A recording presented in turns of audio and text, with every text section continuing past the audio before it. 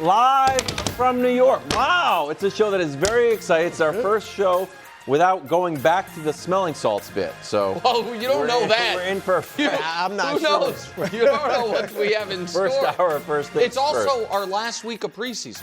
Oh, yeah, last week of preseason, then we're on vacation, then it's predictions. Predictions week marks the start of football season. Brew has been... What? You think you know my predictions?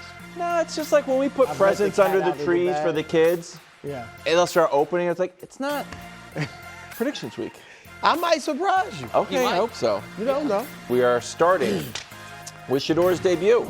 Started and played into the second half. 2 touchdowns, 14 for 23, just under 140 yards in the air. Added 19 more on the ground. Okay, Brew, your reaction.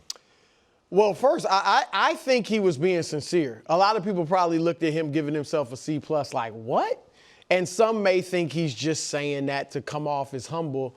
But, you know, he also said sorry, Pops, to his dad, like he didn't perform well. He missed early on a nice throw. I think it was third down. He overthrew like a running back or something. Took a sack on 4th and 1. Yeah. He had, a few things that I'm sure he was disappointed in. But overall, this was tremendous. That's probably a little overstatement, but it was very good for him. I would give him a B+. I could see if someone wanted to give him an A- when you consider the circumstances. Like every 5th-round pick is under some pressure in the preseason because you might not even make the team. But for him, like if he went out there and played poorly, couldn't get the offense under control, was bad at the line of scrimmage, made some bad throws, who knows what his future would have been? Correct. I mean, he might have got cut, eventually on this team. So I think he went out there and was great. Like the 2 touchdown passes, you alluded to it during the highlights. I think we might have them. Both of them. This is a were hard incredible. pass. Right. He threw it right over the defender. Look at that. That is an incredible that's a hard pass. Yeah, I mean, a little bit off target, and that's an interception. That's a great throw. It's gutsy. And then, Nick, the second touchdown was great as well. It was like, look at how many defenders are. That's 5 defenders. I mean, those around aren't the easy guy. passes. That's He obviously handled the game well. He also made plays with his legs. People say he's not. You don't have to be Usain Bolt to play quarterback. He looked fast, though. But he was fast enough. Right. He was smart, fast enough. Obviously, like when he scrambled and he got away with it. But he wouldn't probably get away with some of that against the starters. Did you hear him talking to Myles Garrett about that on the sideline? No. The double spin move scramble that ended up going down as a sack because he ran out of bounds like a yard behind the line of scrimmage, but he got away from everyone. He said to Myles, he was like, would that spin move work on you? And Myles said, absolutely not. and he then kind of went back and forth with him about it and saying essentially, yeah, I know I can't really be doing that. Like, you know what I mean, that I got away with it. And you didn't even, I'll let you continue, but one of the best throws we showed in the opening highlights was the throw out of his own end zone, where he kind of moved a little bit to the side, avoided the rush, and threw it down the field 20-some yards. No, he was comfortable in the pocket. He looked good. And I thought we were going to show his entry. Because some people were saying they thought he came in with an entourage or something. I'll say that well, here it is. But as far as I know, that's a teammate. And so there's no entourage that I see. The teammate's carrying a boom box or and the staff. Staff, but that's a teammate. To me, that's on him. That's not on Shedeur. I'll be honest, I'm not certain. I don't know, but that is a teammate. I know the majority of those people are teammates. I'm not certain about every single one of them, but I'll take your word for it. I think so. That to me though is more in line, because after the game he talked to Tony Grossi. We're going to get to that. Like the before and the after the game are one thing, the 60 minutes of the game are another. And listen, I right now have seen enough that I am comfortable saying if they were to play a game that mattered tomorrow, he should be their backup. Oh yeah. Okay. That he has done enough to move up at least temporarily on the unofficial depth chart. Because Kenny Pickett is injured, And according to these 50 GMs, coaches, and execs that we're going to hear from in a bit, Nasando Pole is in a tier all by himself at the bottom of the league. The only tier 5 quarterback in football, according to everyone else. Not Nick Smallhand's bias, their football GM opinions. And Dylan Gabriel has been banged up and struggled massively at camp, not because of the ESPN Cleveland stats, but because of what everyone who's been there every single day, what they have reported. And Shedeur now went out there and handled himself incredibly well. Yep. And I thought I think I was maybe more impressed than you, Wilds, on that first touchdown because of the guts it took. Because I don't know how I would act in whatever a broadcaster version of this type of spot would be. But poop your pants.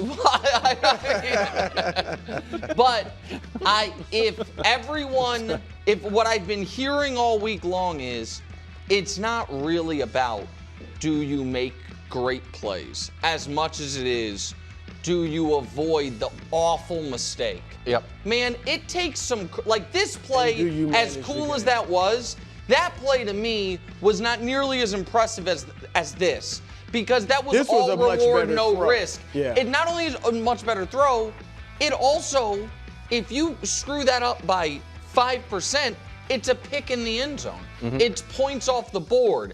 It is exactly what people were saying, you know what I mean? This is why we're saying he's not ready. You can make a perfect throw. You have to have trust in your teammate that you haven't had a bunch of work with. Well, and that's the other reason that I would have graded him higher than he graded himself. I think there is an argument to be made that the Browns' starting offense has the least talent of any starting offense in football. Thank you. And he wasn't. Imagine the backups. Well, that's exactly. And the beginning of that game was the Browns' backups against. And I'm not acting like Carolina's a world beater, but it was Carolina's starters against the Browns' backups, and Shedeur handled it really well. Like this is not. It is last name hype that makes us lead the show with him. It is not last name hype that makes us say, hey, that is a rookie quarterback that looked good in his preseason debut under less than ideal circumstances when he was at a talent from the rest of his teammates versus the other team disadvantage. And if you are the Browns' brain trust, right to me, the only fair reading of it is Gabriel is now the one chasing. Now, we'll see how preseason game 2 looks, but to me, Gabriel is now chasing, even if that's not how they listed on the depth chart for the time being. We've got Coach Mangini coming in, and he might have a strategic view of how he wants to see the quarterbacks if he was in charge. Brew, if you were in charge, who do you want to start against the Eagles on Saturday? Shedeur. Shedeur, you do. Because Flacco doesn't need to play. I don't need to see Kenny Pickett, even if he's healthy. We know where he is. I think they've already said they don't think Pickett's going to be ready. Yeah, I mean, health-wise, but even if he was healthy, we know what Kenny Pickett is. We've got 2+ years of him in the NFL. And then Dylan, I would play Shedeur the first half and Dylan Gabriel the second. If all 4 quarterbacks are available. So I think I might, given everything I said, I think I still might let Gabriel start. Be like, hey, you know what I mean? Like, Shedeur has moved past you, but in part that, he's got to start a game. You now get to start a game, but, in a preseason game. But I would only play those 2 quarterbacks in preseason games. I don't need to see Pickett. Kenny Pickett, to me, is the only utility Kenny Pickett has is if something happens to Flacco, we don't want to start a rookie. We'd rather start a veteran. But that is planning for a problem that the idea that the Browns are going to be playing meaningful football if their starting quarterback gets hurt, is not a likely one to begin with anyway. So, I want to see Gabriel and Shedeur, and I think Gabriel now has some ground to make. All right, let's get our quick reaction to this interaction post-game. Shedeur and longtime Cleveland media mainstay Tony Grossi. Now, Grossi said today on the radio that it was he who initiated the conversation with Shedeur. Shedeur was leaving. He wanted to have a quick chat with him, so it wasn't Shedeur, which some people thought. Later tweet from Tony Grossi, My bottom line on Shedeur's impressive debut, he put the pressure on Pickett and Dylan Gabriel to get healthy and perform next week. He had some other nice things, but it wasn't negative after that interaction. Your reaction to that piece of video? Look, I know Tony. We worked together at the Cleveland Plain Deal. He was covering the Browns when I was an intern. So wow. he was He a doesn't beat look that writer for old, the to be Browns. honest with you. No, Yeah, but he's aged way better. Bro. Yeah, he's a great guy. I like, first, quickly, let me say about Shedeur's entrance, which we showed earlier. I had no problem with it. And I like, actually, him coming in with the legendary chain. That's not my style, but I like him coming in with that because it just shows I'm going to be me. Like that he's still confident. I would not like if he's walking in there with 15 guys in an entourage Felt and like celebrating. a Colorado entrance. He's a Colorado backpack. It still felt. I like him. It says, I'm still confident. I've taken all these hits. My team thinks I'm the fourth best quarterback on the roster, but I'm still confident enough to wear this chain and all that. So I like that. And the interaction with Grossi, a lot of players would have went off on Grossi. Like, man, you never say nothing right. Or ignored him, said, no, I'm not talking to you. He turned what could have been an uncomfortable situation into a lighthearted, but you get what I mean. Yes. He got through to Tony, but it was lighthearted and fun, and there's no love lost either way. They're laughing and smiling at the end. You can see his dad in him, the optimism. The charisma. It's the same thing. It just I've spent a little bit of time around Magic Johnson. You both have spent a ton of time. You a ton and you a fair amount. Around Magic. And there is just everyone, and I'm not comparing Shedeur to Magic. I'm just saying there is something unquantifiably valuable about a great smile and charisma that is just disarming to people because that interaction was entirely colored by the laugh at the end. You know what I mean? If you just read a transcript of it and don't see it, it can come across as, ooh, you know what I mean? Like rough. But because he's smiling and laughing at the end and even during it. And even like during. He's not yelling at him. No, but here's the other thing, and then I'll get to the entrance. So I have not covered as many teams as Brew, but I used to go in locker rooms. When I was, you know, Tony Grossi, I had that job in Kansas City, and while you host a radio show, you also go in the locker rooms, do all this stuff. Athletes getting angry at the people who've been critical of them and saying something to them in the locker room or after a game has happened forever. It is not a sign of immaturity. It is not a mistake. It is simply seen now on video. Like, you know what I mean? That part is par for the course for as long as you've been covering the game, forever. So I had no problem with that. The entrance, I thought, was bad optics. I thought, even though it was, to your point, either entirely or mostly his teammates, I thought the boombox and the staff was it was unnecessary ammunition for folks that were, if there was any front office, let me put it like this. If there was any owner that went to his GM, like, hey, we had a 4th round pick. I'm reading all these good things about Shedeur Sanders. Why didn't we draft him? I would imagine that GM before the game sent the owner that video. He's like, this is, I can't explain it, but this is why. This is why, like, we didn't want it for a guy that wasn't going to be our star quarterback, that added whatever. And so even though Bruce said he's not a jewelry guy, I am. I'm kind of a flashier guy. I probably have a lot of similar personality characteristics that I am not personally bothered by. But I understand he's not working for me. And he's not, a lot of the people that he's working for, because we also said that this game was an audition for all 31 teams, theoretically, if the Browns don't move him up the depth chart. I don't think that helps him. I don't think it's a huge deal, and I don't think the Tony Grossi thing is a bad thing at all. I just don't think there's anything positive gained from it, and I don't think there are a lot of any other rookie quarterbacks that are going to have a grand entrance. And I think that's... What do you think the staff I don't know. He's parting the Red Sea. I don't know what his it boy was. is Moses. I don't know what it was. I don't know. I wasn't thinking in biblical terms. It was just unique. Like we got to find. I saw some stuff saying that guy is a teammate. I buy that. I buy that. The But still, staff the on boom box, Shedeur, it might be on this dude. I don't.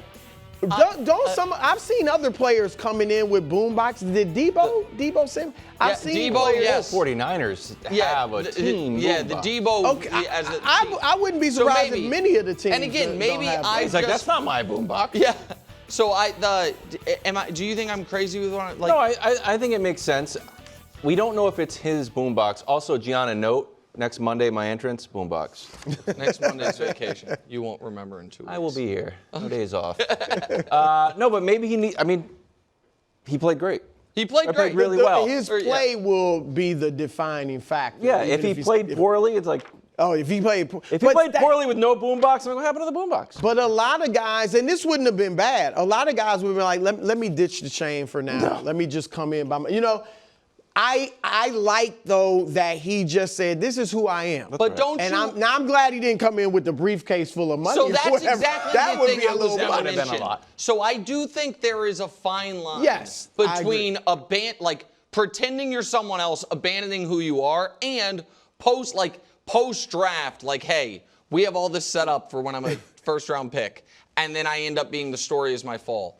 The briefcase full of money. No, maybe I don't agree. Bring that out. You know what I mean? Yeah. I'm not There's saying a fine line. You wear a bow tie and suspenders, but I agree. There may have been 3 briefcases. Okay, you're right. Maybe it may have already come down. Money would have been coming from the sky. Still the rain. Just put it in a briefcase. You know, that's good. That's fair. You don't know what the plan was. Cowboys preseason against the Rams. Pregame Dak. Talking to Rams owner Stan Kroenke. Now, the context here, Dak's team hasn't been to the conference championship in almost 30 years, but that's about to change. So here is a closed caption version of Dak talking to Stan. We'll meet you in the NFC Championship. That cursor looks like it's just revolving curse words, but it was just kind of following along like a karaoke machine. So Dak seeming to say, see y'all in the NFC Championship. Your reaction to Dak's confidence? It was cute. It was cute. It was like when the NBA player goes, holds a camp or goes to speak at an elementary school, and the kid is like, I can beat you in one-on-one. You don't get mad. You're like, that's cute. His naivety. You don't take him seriously, of course, but you laugh, you chuckle at his naivety. It's great that he believes in himself. Maybe some people think I'm exaggerating a little. I'm sure that's what Kroenke's thinking. Yeah, all right, really? It's been 30 years, Dak. You don't even have your best player signed up. The team is falling apart. That's great. I mean, I'm not even mad at Dak. I'm not even going to go off on here we go again. They're talking about the Super Bowl. They're not to be taken seriously. They're just not. And so, okay, sure, Dak. All right, that was cute. Yeah. I took this, maybe not surprisingly, totally different direction. I'm glad to see Dak has the type of faith in Matt Stafford that I do. Dak believes it. It's one thing to believe. Watching. It's one thing he knows to how the believe bracket's going to break. It's one thing to believe in your own team, but he knows ball, and he understands the Rams were this close to beating the Eagles last year, and they would have one play away from the conference championship game last year. I think this is the vast majority of days we do a show. This would be the topic that I think is the most ludicrous. Now, today's a weird one because we have a Ben Johnson topic in here that I think is top 10 silliest things we've ever done. Ben Johnson. Here we go. Patrick Mahomes and Joe Burrow need to play in the preseason. But we'll get to that one later. I think there's nothing. I think this is, we see guys at the end of games all the time say, see y'all again in January, or hope to, sometimes it's an intra-conference game. What is it where it's against two? AFC, NFC. I don't know if that's inter or intra. It's like, hey, see you in February, when neither of the teams has any real Super Bowl hopes. Like, that to me is very common pre- and post-game football stuff. Like, not on the schedule, so Guess I'll see you in the playoffs. He just put a pin on it, and Who's the worst? What is the combo out of every combo in the league? And maybe they're not even on the schedule. Where are you like, that's fair?